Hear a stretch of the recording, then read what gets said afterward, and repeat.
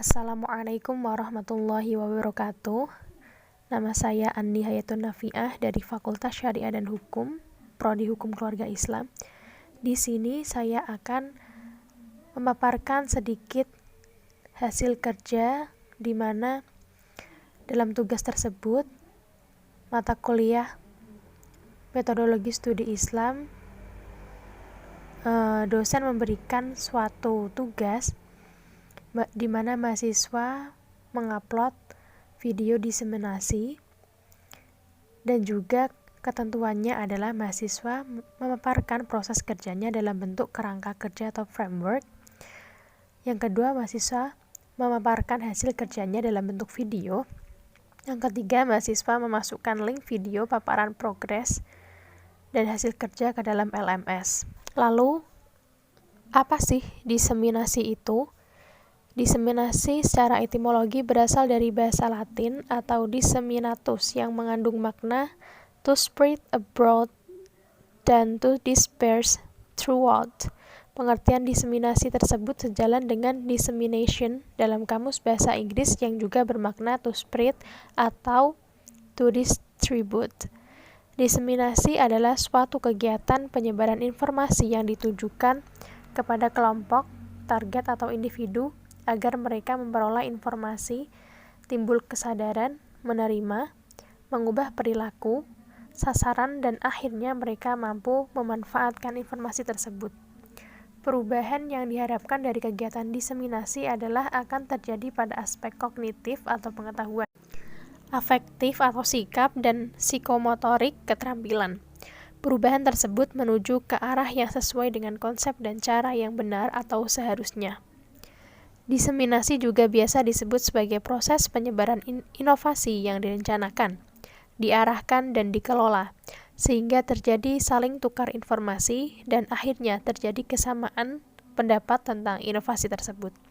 Dengan demikian dapat disimpulkan, diseminasi merupakan penyebaran inovasi yang disusun dan disebarkan dengan metode perencanaan yang matang, serta pandangan jauh ke depan baik melalui diskusi atau forum lainnya yang sengaja diprogramkan sehingga terdapat kesepakatan untuk melaksanakan inovasi.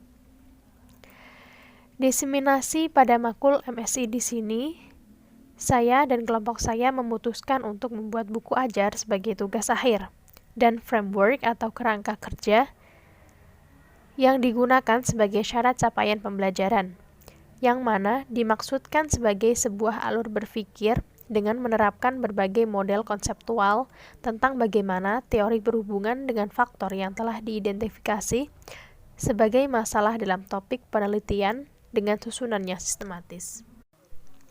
Adapun penulisan buku project-based learning atau buku ajar, yaitu kertasnya berukuran minimal 15,5 cm x 23 cm, margin atas 2 cm, bawah 2 cm, kanan 2 cm, dan kiri 2 cm.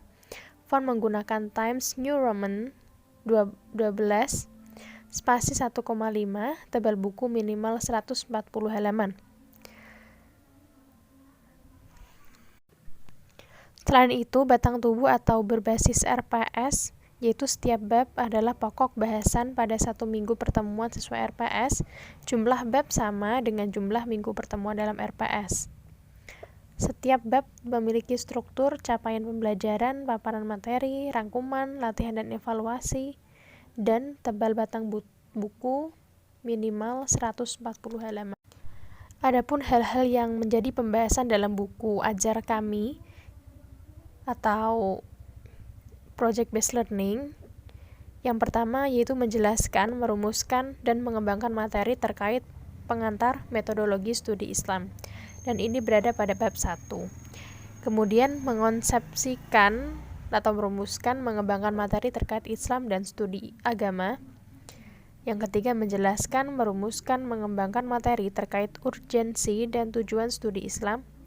Yang keempat, menjelaskan, merumuskan, dan mengembangkan materi terkait studi kawasan Islam. Yang kelima, menganalisis, merumuskan, mengembangkan materi terkait pendekatan studi Islam. Yang keenam, menganalisis, merumuskan, mengembangkan materi terkait manusia dan kebutuhan doktrin agama.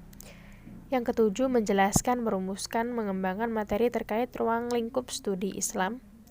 Yang kedelapan, menjelaskan, merumuskan, mengembangkan materi terkait Islam sebagai sumber ajaran. Yang kesembilan, menjelaskan, merumuskan, mengembangkan materi terkait sumber dan karakteristik ajaran Islam. Yang ke-10, yaitu menjelaskan, merumuskan, mengembangkan materi terkait metode memahami sumber ajaran Islam. Yang ke-11, menganalisis, merumuskan, mengembangkan materi terkait model penelitian keagamaan. Yang ke-12, menganalisis, merumuskan, mengembangkan materi terkait Islam dan gagasan universal. Yang ke-13, menganalisis, merumuskan, mengembangkan materi terkait dinamika Islam kontemporer.